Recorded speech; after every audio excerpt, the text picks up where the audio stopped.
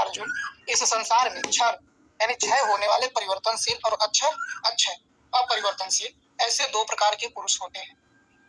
उनमें संपूर्ण भूतों भूत प्राणियों का शरीर तो नाशवान है, क्षर पुरुष आज है तो कल नहीं रह जाए, और दूसरा कुटस्थ पुरुष अविनाशी कहा जाता है।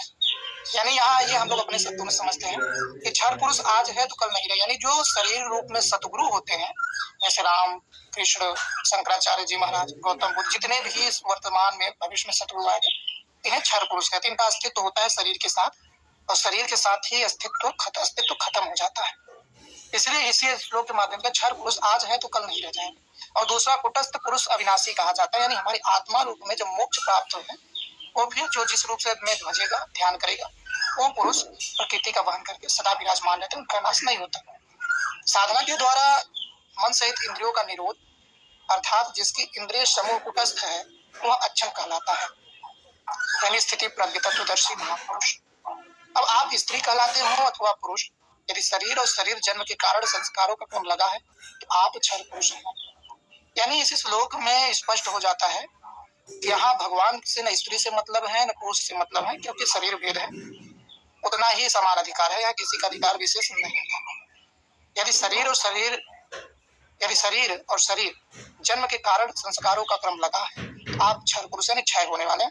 यानी जब तक हमारी इंद्रियों में, जैसे इसी अध्याय के हम लोग पहले में पढ़े हैं, आगे पढ़ा है, श्रोत्रम चक्षु सुनी हुई, स्पर्शनम च स्पर्श की हुई, रसनम स्वाद लिया, घ्राण सूंघा हुआ, श्रोत्रम चक्षु स्पर्शनम च रसनम घ्राण में अधिष्ठाय मनस्याम विषयानुपसेवते, जो 5 तन मात्राएं हैं, इसको अनुभव रूप में चित्त में धारण करना ही संस्कार है। और जब तक याद रहता है तो उसी संस्कार का पर्यावचन स्मृति है, तभी वह क्षर पुरुष है। जब तक ये संस्कार अनुभव उसके अंतराल में है, रस रूप शब्द बनने के, जब ये नष्ट हो जाते हैं तो अक्षर हो जाते हैं। जब मन सहित इंद्रिया कुटस्थ हो जाती है तब वही अक्षर पुरुष कहलाता है, यानी अब उसका नाश नहीं होगा, वो मुक्त हो गया, और इसी का नाम मोक्ष है। यानी पंच तन मात्राओं से उपराम होना ही, इसी को उन्मनीय अवस्था भी कहते हैं, और इसी को मोक्ष भी कहते हैं, और इसी को परम गति भी कहते हैं।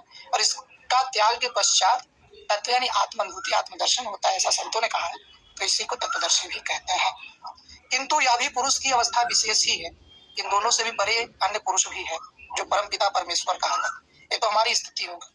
इसी के आगे 17वें श्लोक में कहते हैं, हम इसलिए बता दे रहे हैं इसका ये अर्थ है, और ये लोग पता नहीं क्या तोड़ मड़ोड़ के ब्रेन वॉश करते हैं। ये 16 श्लोक था, अध्याय 15 का। 17वां है, उत्तम पुरुष परमात्म मृत्यु दाहित यो लोकत्रिमा विभर्तव्य ईश्वर।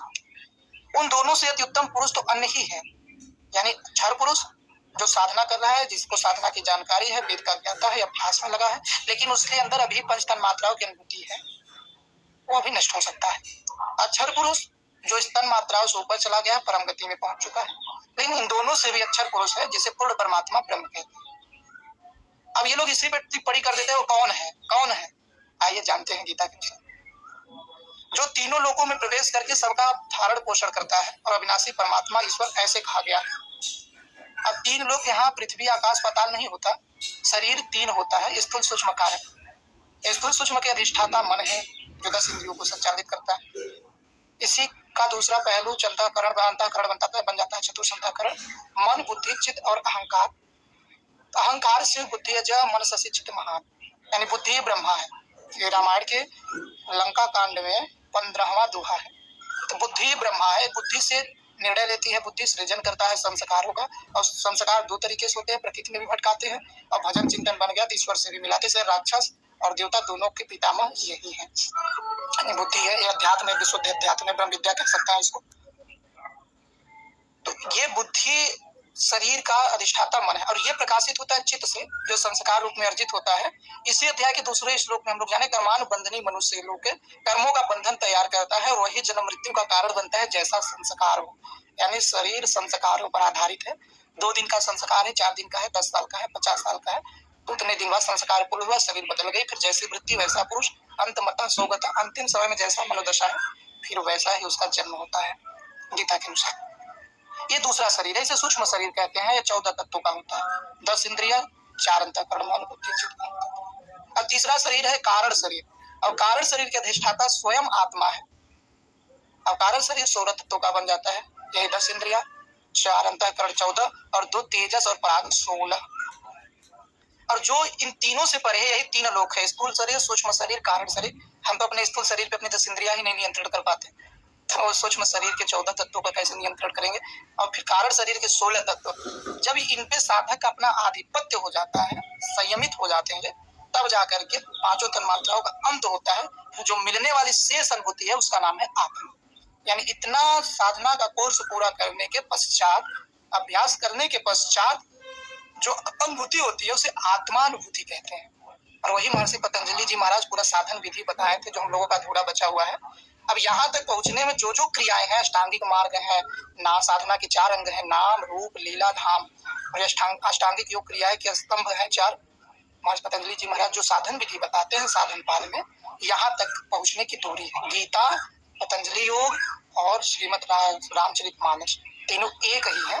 समझ का फेर होता है, क्योंकि अलग अलग ऋषियों ने लिखा है, अलग अलग प्रतीत होता है वे नहीं अलग अलग सभी थी। अभी शरीर में पहुंचे तो यही 3 लोक है, यानी तीनों लोकों में प्रवेश करके सबका धारण पोषण करता है वह अविनाशी परमात्मा ईश्वर, ऐसे कहा जाता है। हम लोग उसमें जाने थे कि ईश्वर कौन है, विशेष पुरुष ईश्वर है जो तीनों लोकों का स्वामी, और तीनों लोकों का स्वामी आत्मा ही है। तीनों शरीर का इसी शास्त्र में इसी को 3 लोक है, बाहर से तो लोग अपना गुड़ा गणित लगा लेते हैं। तो परमात्मा अव्यक्त अविनाशी पुरुषोत्तम इत्यादि उसके परिचायक है, पर्यावाची है, अलग नहीं है। शब्द है वस्तुतः वह अन्य ही है, अर्थात अनिर्वचनीय है। अब ये अनुभूति कोई शब्दों में व्यक्त नहीं कर सकता कि अनुभूति कैसी होती है।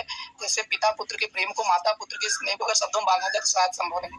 इसी को कहते हैं शब्द मारा गिर पड़ा, शब्द कहाँ ले जाए, द्वार न पावे शब्द का तो फिर होता है। आपको याद होगा तो हम लोग शब्द का वो जाने थे कि शब्द कोई वर्णमाला नहीं, शब्द का अनुभव है। यह क्षर अक्षर से परे महापुरुष की अंतिम अवस्था है, यानी साधना का अंतिम चरण, और यहाँ जाके साधना पूर्ण हो जाती है। कहते हैं ईश्वर को किसने देखा, तो जो तीनों शरीरों को अपना आधिपत्य पा गया उसने ईश्वर को देखा है, वही देखता है। जिसको परमात्मा इत्यादि शब्दों से इंगित किया जाता है, फिर वही पुरुष को परमात्मा भी कहते थे, क्योंकि प्रकृति से परे उसकी आत्मा है, और प्रकृति तीनों शरीर तक ही रहती है। इसी को त्रिगुणमयी प्रकृति कहते हैं, कि सात्विक राजसी तामसिक, किंतु वह अन्य है अर्थात निर्वचनीय है। उसी स्थिति में योगेश्वर श्री कृष्ण अपना भी परिचय देते हैं कि यस्माक्षर मतितो हम, 18वां श्लोक आ गया, यस्माक्षर मतितो